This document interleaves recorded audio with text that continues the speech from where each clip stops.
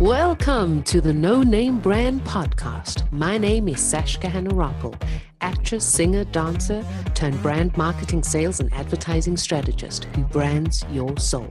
And each week I bring you an inspiring person or message to help you discover your undergod, turn up your leadership notches, challenge the status quo, because you're fast and furious with a powerful message to share with the world.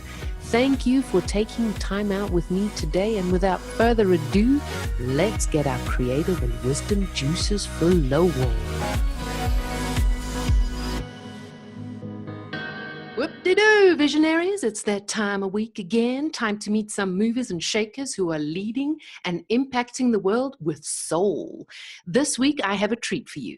Now, this dude certainly has made a name for himself. He's known for his pumpkin plan and knows how to motivate the toilet paper entrepreneur to put profit first with a surge. He's been dubbed by BusinessWeek as the entrepreneur's cult classic. And despite the fact that he would rather get a beer than take a final exam, he's a graduate of Inc. and MIT's Birthing Giants entrepreneurial program. Our next guest founded and sold two multi-million-dollar companies. Confident that he had the formula to success, he became an angel investor and proceeded to lose his entire fortune. Ooh! This incurred his most humbling moments when his 9-year-old daughter offered her piggy bank savings to support the family. Ugh! Hot tug, man. And rather than putting his tail between his legs and sulking in a corner, he started all over again. Whew! Driven to find better ways to grow healthy, strong companies, he created the Profit First formula, a way for businesses to ensure profitability from their very next deposit forward. I like the sound of that. And he's here with us today, covered in humor, lathered in humility, and oozing love for what he does. Put your hands together for the one, the only, Mike Michalowicz. Wow. Hello, Mike. Hey there. That was the best introduction ever. You actually had me at the whoopity whoop right in the beginning. I was like, this is a badass show. I love it. So thank you very much. Coming from an experienced podcaster himself, thank you. Wow. Yeah, my intros were like, we have a guest on the line. Who is this? Like, that's my intro. You know, the old, hey, tell the audience about yourself. Like, I don't even have the bio in front of me. That's how sad I am. Yours was amazing.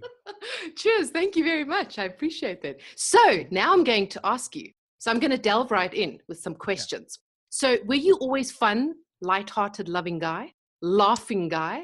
Share with us, who is Mike? Yeah, so Mike hopefully has always been a fun, loving guy. I think life is such a gift, and I just like to horse around and joke around. There's not enough time to do anything but enjoy it. And listen, I have my dark periods too. And that little point you shared after selling my businesses, I was on top of the world, but also my ego had gotten hold of me. I went through a dark period where I wasn't such a fun, loving guy. I was a dark cloud and kind of a dick, to be honest. Very much so. And after losing all my money, I kind of reset my life and came back to who I naturally am. I like just to have fun and hopefully have impact. Were you more driven by money then as opposed to now? Oh, yeah. Which is the great irony. So, and the great irony is my income is stronger, healthier by a long shot than it's ever been. Yet, rewind. So I'm 46 now. I know I look like I'm 45. I get it. I'm 46. I was going to say in the 30s. Oh, bullshit. No, seriously, because okay. I'm 40. It's the lighting. The lighting, it blocks out the wrinkles. If I can block the light, you'll see. It's just like, but whatever. So in my 20s, there was this movie called Wall Street with this character called Gordon Gekko. And his famous line was, greed is good. And I actually bought into that. I knew he was the antagonist of the movie, but still I was like, that's what it is. It's all about greed, consumption. That is a good thing. And I don't think that was my outward persona, but there was this constant drive that money was significance. And I got to the point where I had a lot of money and it didn't bring about significance. I then lost my money and went through this reset and understanding that significance is about authenticity. It's about impact. It's about caring about the people you're talking with. It's about being present. It's about exploiting our gifts. There's certain gifts that I think everyone watching us has been given. Some weird gifts, some obvious gifts, something is maybe hidden away. But once we discover those gifts, I think it's our responsibility to give that to the world. And ironically, it often brings money because when you deliver a gift, people want to consume that. It brings about sustainability so you can give more of that gift. I mean, there's always the age old, I can't do that and give my gifts because I don't have the money to give that. So they're always holding themselves back because of the money and old limiting beliefs or whatever. Yeah, it's kind of this pauper mentality, right? Like for me to contribute, I must suffer. Whoever said that by giving you have to suffer, like whoever said that's a real dick. Like, I mean, no. It's what we learn though as kids. We see it from family. Well, then our parents were dicks because why? It's just not true. It's not true. It's not true. And nor should it be idolized. There's some people that elect to do that path. So I was in India for a couple of weeks and had the joy of learning more about Gandhi's story and so forth, and the tremendous sacrifices that this wonderful man made and the wonderful impact he had in the world. But his choice was a choice. He elected to live a lifestyle that still brought him extraordinary happiness. This isn't about the money component. It's about the compromising ourselves. And I think some people think that, I really need to suffer. He didn't suffer. I mean, in parts of his life he did, but in his joyous giving, he didn't suffer. Some think we need to suffer to give. And that's not the reality. And I think we define what the opposite of not suffering for me is. For me, it's a comfortable lifestyle of freedom, actually, for myself and for my family to do and experience parts of life. I told you right before this, I'm going to Ireland tomorrow on vacation to experience the country. And what I do for a living is supporting that. But also I get so much joy out of giving what I'm doing. And it becomes this loop back cycle. That's a wonderful thing. So I'm just getting to the point, you don't need to suffer. Yeah, you don't. It's like you said as well. It's a choice as well. So where you go from there. And it is a choice. And I don't think it's a noble choice either. Some people say, well, it's the noble thing to do. I would actually say there's a lack of nobility because you're not educating. Humans are animals, right? We are influenced very much by others. We replicate other people's behavior. Chances are if you went to an opera or a play or any kind of concert, when there's a standing ovation, typically you weren't the first person to do the standing ovation. It was the person next to you that jumped up, and now we feel compelled to follow suit. That's what they call social proof mechanism. And I think people that say you must sacrifice, you must suffer to give are setting out this social proof, this influence that other people say, well, clearly they're suffering. I need to suffer too. It starts this downward spiral. This is kind of bold, but shame on the people that perpetuate that belief. That's why we need more Gandhis. We need more Mikes. We need more Sashkas so that we can go, don't suffer. You don't have to do that. Don't suffer. Yeah, give. Serve your life's calling, but make it sustainable. Exactly. Make it fun. Exactly. That's what it's here for as well. And you've made it fun. I mean, how did you come about with your books? Like, did you always think, I'm going to write a book and land up writing many books? Like there's 1, 2, 3, 4, 5, 6. Yeah. You see, I'm all strategically marketed behind me. Right. So people have to see. Plan, search, profit first. There's 2 profit first. There's 2 versions. Yeah. So there was the original version. And then this was the new re-released version. All right. I have a new book coming out too. So the one in the middle there in the black looks like 50 Shades of Grey or something. It is. It's my own version. It's called the toilet paper. It's called the toilet paper entrepreneur though. Yeah. It's not even close. Cool. Not even close. There's nothing. Yeah. So now you got these books. So now you're helping people not be so depressive and suppressed. To kind of go back to your prior question and this point, you said, did I always expect to write many books and so forth? When I lost all my money, like that was a devastating time in my life. In retrospect, it was the greatest time of my life. But at the moment, it was devastating. I lost my money to arrogance. I sold a company. I became a self-made millionaire when I was 32, 33, and started to blow money away. I was like, cars and house, and like, let's go on these extraordinary vacations because this is our new lifestyle. And I had this arrogance around me. Well, I lost all my money very quickly because I started another business that was an abject failure. I mean, horrible. What businesses were they? I became an angel investor. So it's the cheesy entrepreneurial story. I've built and sold 2 businesses and I'm like, I know everything about entrepreneurship. I will be an investor in other entrepreneurs. I'm an angel investor. Well, ends up, I have no experience, no right to be in that space. I suck at it. I'm not an angel investor. I'm the angel of death, for God's sake. I was like destroying businesses and I lost all my money. I had to come home to my family on this particular day, February 14th. So I'll never forget it. 2008. Valentine's Day. Valentine's Day. I came home and how we celebrate Valentine's Day, I have 3 children. My wife and our children and myself, we will make cards out to each other at the table to share how we love each other. It's a really fun kind of Thanksgiving-like festival or dinner and celebration. Except for this one, I came home realizing, because my accountant called me, I lost everything. I was crying in front of my family, which is when you're a child, seeing your father or your mother, anyone who's a provider for the family or both, breaking down in front of you, it is devastating. And my little daughter, 9 years old, ran out of the room. I actually thought she was running away from me. And I respected that too, because I wanted to run away from myself. She ran to her room and she brought back this piggy bank. And she said, Daddy, I'll support us. It was devastating. I don't even want to think about it much because I'll start crying again. But it was devastating that I put myself and my family in that position, that I compromised them so much that my daughter's spare change that was so important to her. She was actually trying to buy a horse one day, that she would sacrifice that. I found as a consequence, and by the way, it wasn't like the next morning I woke up and said, oh, now I know what life's all about. I actually went through depression for quite a few years. It was funny. You mentioned in the beginning, he drinks beer rather than study. I really drank a lot of beer and other stuff back then. Today, I barely drink at all. What I found during that period is there's an interesting question, but it needs a second component. There's a question we've all heard that says, if you had all the money in the world, what would you do? And it's a beautiful question because it says, if you had the freedom of choice, what would you choose to do? But there's one part of that question that hampers our progress, and it presumes the only way to have that choice is by already having all the money in the world. So most of us say, I would do this, but I can't. That's what that question does. I would, but I can't. I found there's a second question that needs to run in parallel.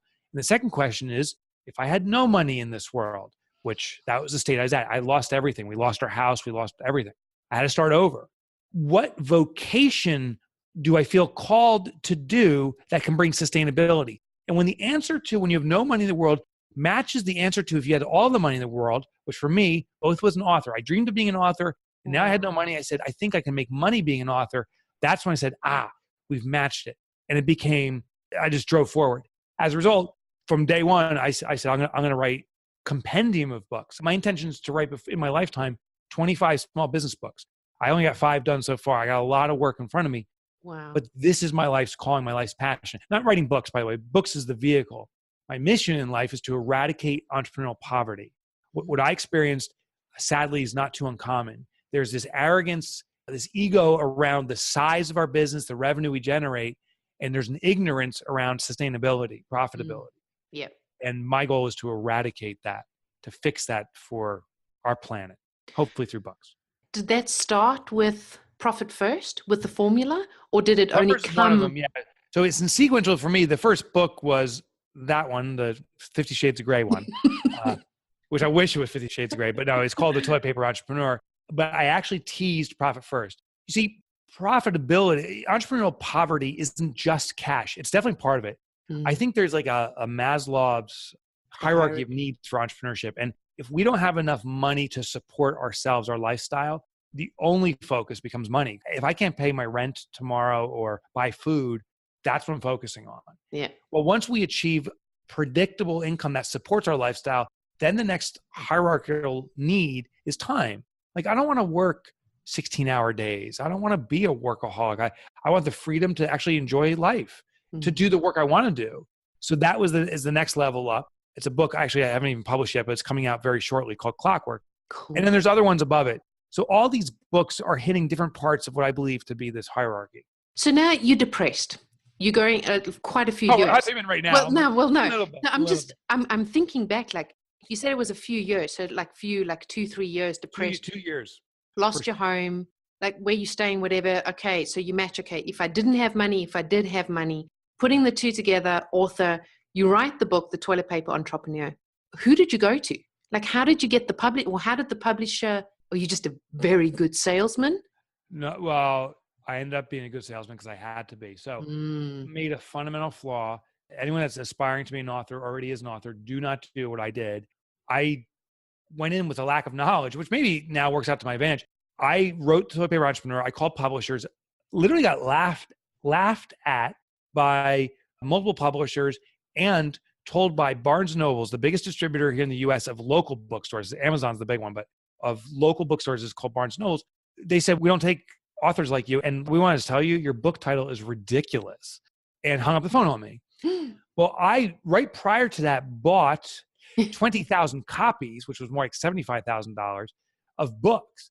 It was literally money I borrowed from friends and family saying, I'm going to become an author. I'm going to sell 20,000 books. Probably in the first month or two, I need seed funding. I have no money. I'm broke. So I went to my best friend who lent me money. I went to other people who lent me money and said, we'll support you. And on the first day of sales, because I didn't have a publisher, I was listed on Amazon, so forth. I launched the book. The first day, I had 0 sales, which just to drive home the pain of that means my own mother didn't buy a book that day. like nothing. Oh my God. It was so brutal. And it woke me to something. I was at rock bottom. I had no cash. And now I had friends banking on me.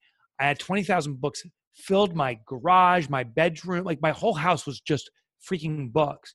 I said, I got to hustle. I got to get this going. And so I hustled like I never have before. A lot of it was out of the box stuff. I mean, anyone I met and spoke to, I was trying to hawk a book. But I think more significantly was I broke rules. And one of the things I did with Barnes & Nobles specifically, I had all these books. I called my local friends and said, hey, I want to ask you the biggest favor of my life. I'm going to give you a box of books. It was about 40 books in a box. I want you to go to a Barnes & Nobles in your local area. I want you to sneak books into the store. Not one, like a stack of 10, and put them in the shelves, which I think is like the reverse of stealing, right?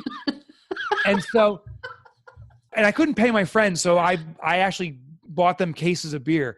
It was the cases of beers that I devoted to no longer drink. I was just giving them the beer. And true story, about 3 to 4 months after doing this, I got a phone call. I'll never forget it. On my phone, the call ID pops up. It says Barnes & Nobles, and my hand shaking. I'm like, I'm about to get sued here. I answer it. They say, hi, this is the small business division of Barnes & Noble's book purchasing. We have a problem. And I'm like, oh, I'm about to get sued. And they said, somehow we have transactions occurring around your book. Like people are trying to buy your book. You're not properly in our system, yet we're stocked with your book. We got a big issue here. We need to have this properly registered and we need more books. We'd like to order 3,000 books immediately. Who's the distributor that we're using? And I'm like, what's a distributor? I didn't even know that. And they said, what? And I said, I don't, I lied a little bit here. I said, I really don't know what's happening, but this is interesting. Can you help me? And they said, we have to help you. We're selling your book. They introduced me to a distributor. They got me in with them. Within 2 days, I had a purchase order for 3,000 books. Wow. That was almost 10% of my inventory. It was beautiful. Went there and the book started selling heavily. They actually put it, I didn't pay a penny. They put it at the front entrance of Barnes & Nobles. There was another book, a guy named Gary Vaynerchuk. Oh, who's he? I don't know who he is. He published a book called Crush It. Oh, his book came out right before Christmas and it was prominently displayed, and Barnes & Noble's prominently displayed a book right next to it called The Toilet Paper Entrepreneur. And there it sat. And Gary V pumping his book so hard. He's the best marketer. And Toilet Paper Entrepreneur caught the wind. People were showing up at Barnes & Noble's. They were grabbing his book and saying, what's this crazy book next to it? And bought it. Wow. It started the wheel in motion. And ultimately, I cleared out the inventory of 40,000, over 100,000 copies easily sold of Toilet Paper Entrepreneur. And what was interesting was during this time, publishers started to call me and said, hey, we've discovered this book you're selling. Would you be interested in going as a mainstream publisher for your next book? Including the publisher that declined me. It was Penguin Books. They shot me down in the first book because I was a nobody. And now in hindsight, I kind of get why. But now they called me up and said, we want to work with you. And I've worked with them ever since. It's been the most extraordinary relationship. They're a wonderful organization, wonderful people. And that's how it started. That's incredible. So all your books are with them. Clockwork, that's coming out now as well. Yeah, these are all Penguin, exactly. Except for Toilet Paper Entrepreneur. That's right. Except for Toilet. How would you do it now? Had you not done it like that then? Same way. Ignorance, it's funny. It's a double-edged sword. Ignorance is a dangerous thing because you can go into put yourself in real bad situations. When I made money, I was totally ignorant about the responsibility around money and I destroyed myself. Ironically, ignorance served me so well because if I knew how difficult it is to sell books, I'd be like, oh, I'm not going into that business. But because I put myself in the corner, I painted myself in the corner, I fought hard. There's a saying, they say the most dangerous animal is a wounded one. Why? Because it is in survival mode. It will be the most vicious fighter. It doesn't have the choice to run. I was a wounded animal. Like I had a burden of financial responsibility to my friends. I committed to this. I literally had nowhere to go. I had no other choice. So ironically, I would do it the same way. yet in the same breath, I don't suggest anyone does it the way I did it. Well, Robin Sharma pretty much did the same thing. Brene Brown she had changed the title of her book. I don't know how many times she changed it to suit everyone else. So you probably just get pushed into a corner till you just like, I want it as much as I want to breathe. Like Dr. Yes. Eric Thomas, just like, that story was like, I want it as much as I want to breathe. And then you give it your all. I got to write that down. That's a great, thank you. See, hold on one second. I got my pen. I got to take a note. I want as much as I want to breathe. That's exactly what it is. Yes. Dr. Eric Thomas, his epic story. He's phenomenal. Just phenomenal. Him and CJ. And they tell that story. That's what catapulted his whole thing and the story as well. So now I would love to get a little bit dirty here and dive head first into the world of marketing. Now, yes, I really enjoyed being on your website. Like I'm all branding, marketing, all my thing. And when I arrived on your website, I'm going, this is genius. I had so much fun going on your website. So much fun. So the photos, the copy, short, sweet, to the point, exactly what you need to know, downloads and free resources, everything well thought out. Did you do this all by yourself or did you have help? Did you outsource it? All the marketing is me, and I'm not a web designer. I have a web designer. I've been working with her for 10 years. I mean, we go back and forth and we hash things out. She keeps me in the realm of practicality, conciseness, effectiveness. I push the limit on how things are done. Cool. I think it's funny. So when someone visits my website, I think they find it to be the most different website they've ever been to. And the goal, by the way, is I think it's important for people to know, if we think better is better, we're fundamentally flawed. People can't see better. If my website is a little more blue or a little bit better than someone else's, it's hard to see. But when it's different, it kind of shocks us to notice. Exactly. Now, we have to balance this out. Shock or being different gets people's attention, but it doesn't necessarily make them respect you. In fact, I could be in a clown costume going waka waka up there, and you'll notice, but you're like, this guy's the biggest moron on the planet. So I have to balance it out. Additionally, I have to be authentically true to myself. So there is a little bit of goofy, or a lot of bit of goofiness, because I'm a goofy person. And there needs to be consistency on all platforms. So that's just a website. When you read my books, when we do this interview, when you meet me in person face to face, when you hear a podcast, when you see me on stage at an event, everything has to be 100% consistent. And the only way I've been able to figure out how to give 100% consistency is just be authentically yourself. Mm-hmm. Be your true self. Because if you try to have I hate when people say, I'm a chameleon. So you can put on a front. When do you turn that off? I think we just have to be ourselves consistently through our brands or all the ways that people can run into us or experience us. That's how I'm at home too. It's not like any different. Also, I've become very acutely aware that it polarizes a community. There's some people that say, oh my God, I found my guy. Like he is my guy. And I find someone else that says, oh my God, I found Satan. Like this is the worst. This guy's the worst human being on the planet. What a moron. He has no respect for entrepreneurship. He thinks it's a fun game. No, this is business. This is serious. And from their perspective, they are right. The thing is, I will never be able to serve them. I could try to fake my way into it, but they'll see right through it. This is not who I am. If I try to serve everyone, I serve no one. And you've heard this before. Yeah. So when it comes to marketing, I'm very much about being myself to the extreme and know that there's a certain community that will fall in love with it. And there's another population that's just going to not like it. And that's just the way it is because you're serving your soul group. I mean, 10 years ago when you were working with your website designer, it's true what you say. You have to be yourself, but many people don't know who they are. And when you go into entrepreneurship, you are pulled and stretched until you actually get to the point where it's like that same thing where it's like, I want this as much as I want to breathe. And then you only start where you go, what do I want?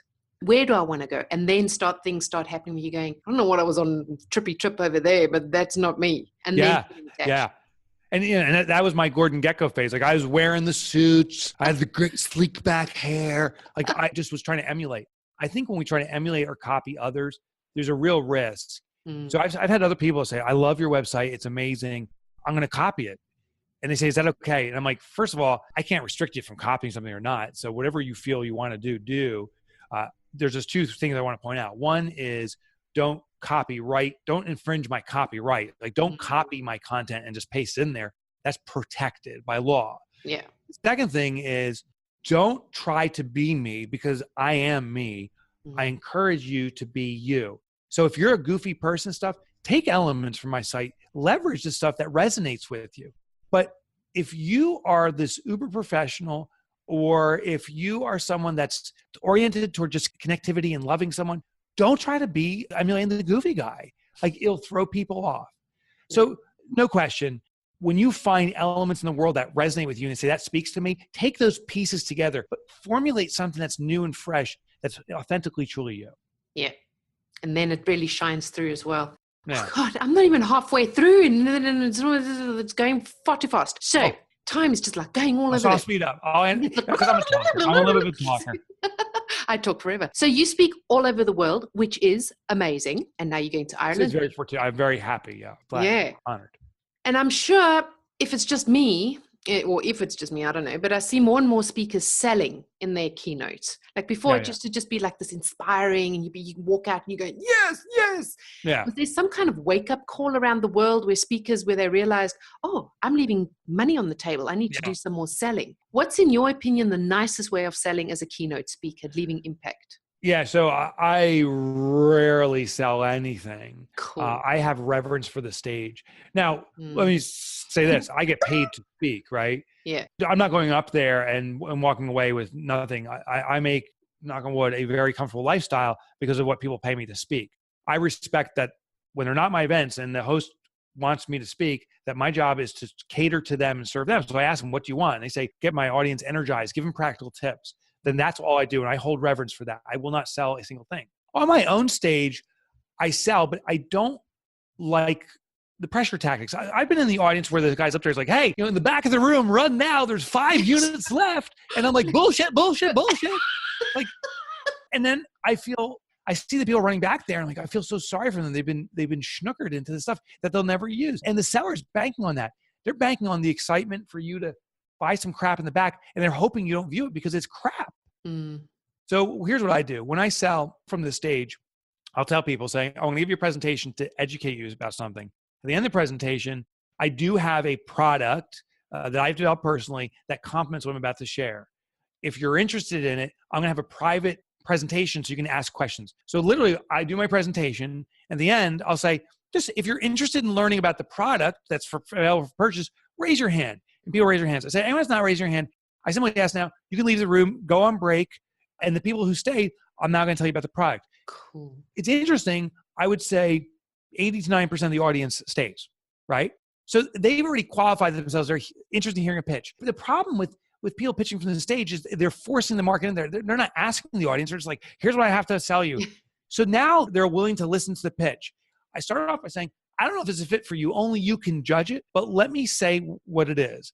Then I explain what it is. And at the end, I say, and it's going to benefit you only if you do it. So if you have the drive to do this and want it, I believe to my heart, it will serve you. But if you don't have the drive to do it, it's wasted money. Yeah. Are you committed to doing this? And just show me by raise of hands. And, raise your hands and say, okay, if you're committed to doing this, I truly, authentically believe this is the product that will serve you. It's available now. And that's how I do it. Ironically, it still has some of that mentality. You see social proof. You see people raising their hands. It still has like, do it now. It has people making commitments as we move along. Like these are all sales tactics. But the only difference is it's authentic. It's authentic.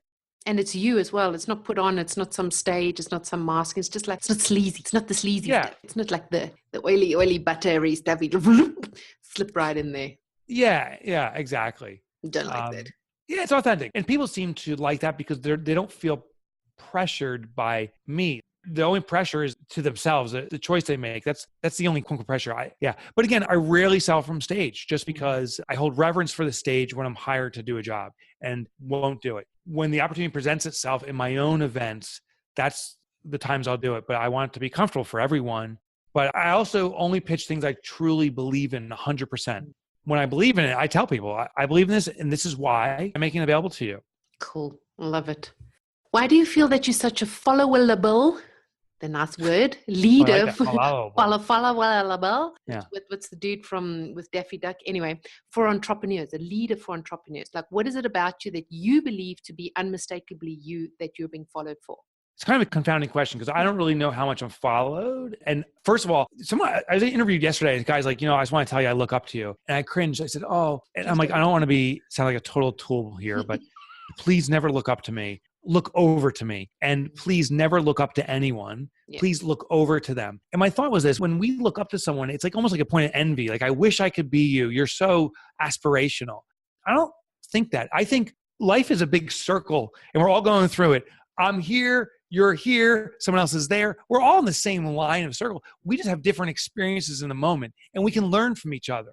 But I want everyone to understand we're on the same level. Never look up to me, please. Look over to me as much as I'm also looking over to you. And maybe that's a followable kind of trait, is I really do not see myself as different as anyone else. I will tell you, I do follow my readers, like, which is not typical of an author. Like, I get an email every day. I'm just looking up now. Yep, 2 came in since we did our interview from readers. And I can tell because when readers email me, I ask them to put a certain line in their subject lines. That's how I can tell. And so those people, Larry Pruitt, for example, is one of them. I will start following Larry and say, Larry, I'll email him back. By the way, it's me. Some people are like, is this a robot or is this your assistant? And then I'm like, I swear to God, it's not. And they're like, really? Because it seems that way. And then I have to do a video saying, let me prove it to you. Right? So I spend like an hour proving it to a follower. But what I do is I follow entrepreneurs because I have just as much, probably more, to learn from people who are following what I write, because they're the stories I'm writing about. Like, there's so much to be gained. So I think someone becomes followable when they followable the person back. I love that. I don't know if it's followable. That's a South African word. No, it's not. What's the cartoon? Fuddy. I've forgotten his name. The pig. Oh, the guy who stutters, the pig? Yes. Porky Pig?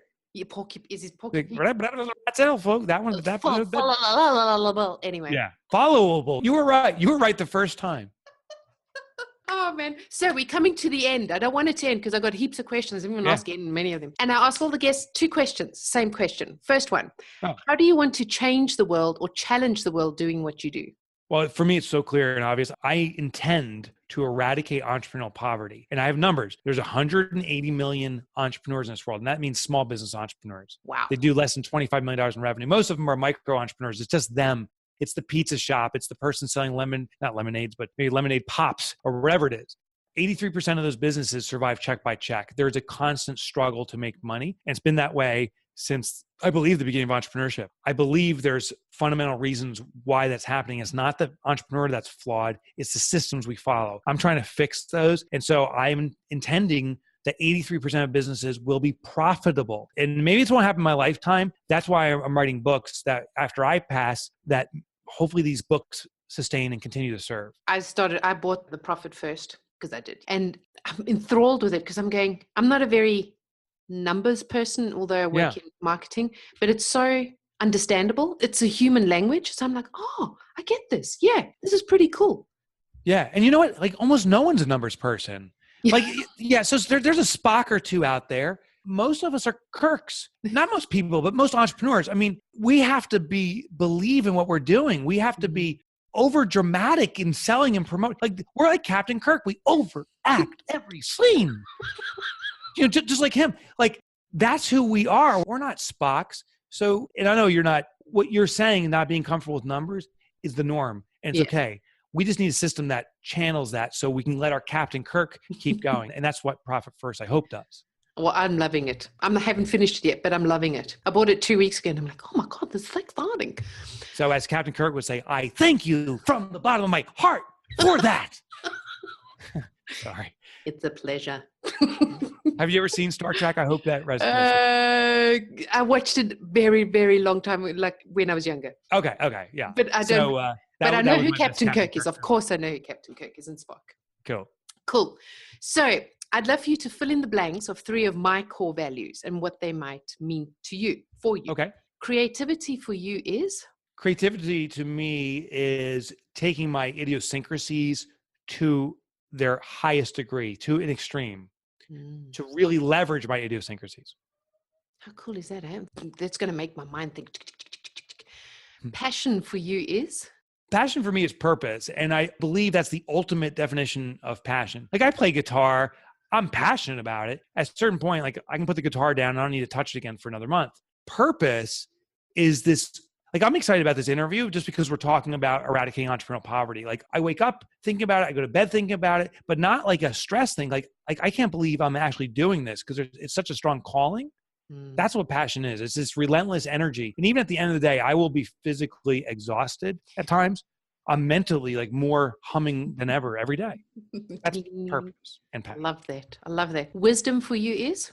Unattainable. Oh. Wisdom is unattainable. I shouldn't say it's unattainable. It's never fulfilled. Like I thought I knew stuff a long time ago. Now I realize I know nothing. Yet at times I'm like, oh, I'm pretty comfortable with this, whatever this may be. And that's when I realize when I start believing I really know something, I'm not there. I think wisdom is realizing you can't attain knowing everything. That's the wise person. There's always more to be learned. There is no such thing as mastery. There's always another level of understanding. Yeah. Cool, man. I've got my mind thinking now. For me, it's just challenging the status quo because it's not always knowledge. So it's always like what you think, and then pushing the envelope. Yeah. Thank you so much for being with us here today, Mike. Have an awesome family holiday. Enjoy it thoroughly. Ireland is incredible. Share with us your experiences. And that's why here. Yeah. And you'll find out more about Mike in the show notes and where to find his books, his favorite quote. Obviously, maybe his favorite books is his own. And thank you very much. Have an awesome holiday. Thanks. Thank you. Bye-bye. Bye-bye. Dang, that was just supercalifragilisticexpialidocious. I enjoyed having you on board, and please do me and you a favor. Head on over to iTunes, SoundCloud, or Stitcher. Click subscribe, and a super bonus, leave your review and you stand a chance of being announced and advertised on the show. I'm always striving to ensure that your brand is uplifted and empowered. Remember, done is better than perfect. So be sure to subscribe, leave a review, and send in your feedback too. You're the absolute best. Keep rocking.